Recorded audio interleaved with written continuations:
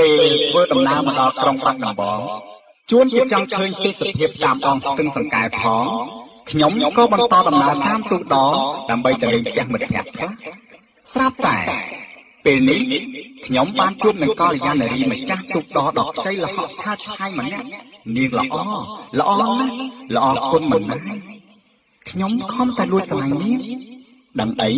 ផលកម្មកំណាយតាមចែកជាឧបសគ្គបានមករំលាយបំណងខ្ញុំមួយរំពេចធ្វើឲ្យខ្ញុំខកចិត្តបន្តិចទេក្បត់អីនាងក៏និយាយមិនរួចសោះ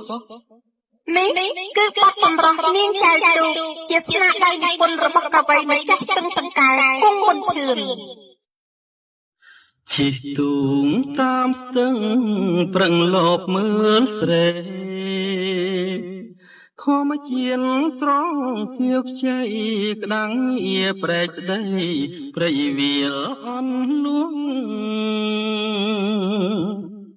ស្ទឹងចាស់ព្រែកលួងទ្រូងជាប់ជោឆុង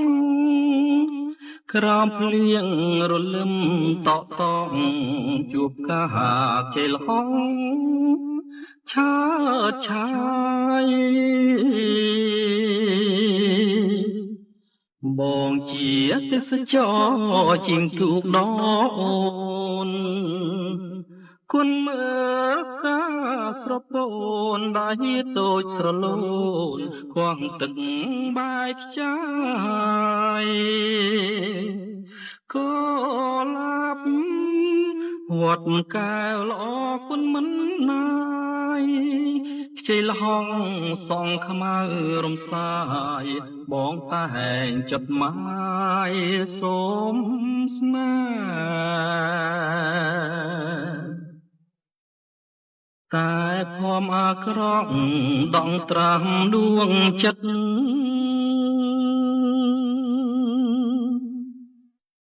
ដូចមេឃងងឹតប្រត់ពីដួងខា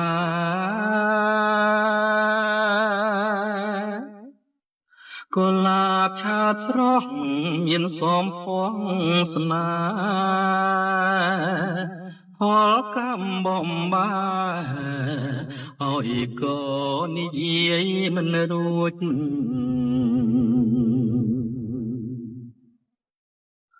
បងអាចឈាមស្រោច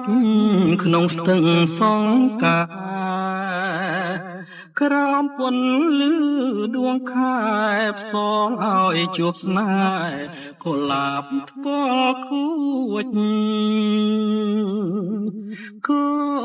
លាបវត្តកែវនេត្រាមុតស្រួចសូមឲ្យបាននិយាយរួចឲ្យដឹងថាបងលួចស្នេហ៍បងអាចឈាមស្រោចក្នុងស្ទឹងសង្កាក្រោមពន្លឺដួងខែផ្សងឲ្យជួបស្នេហ៍កុលាបថ្ពាល់ខួចកុលាបវត្តកែវនេត្រាមុតស្រួចសូមឲ្យបាននិយាយរួចឲ្យដឹងថាបងលួចស្នេហ៍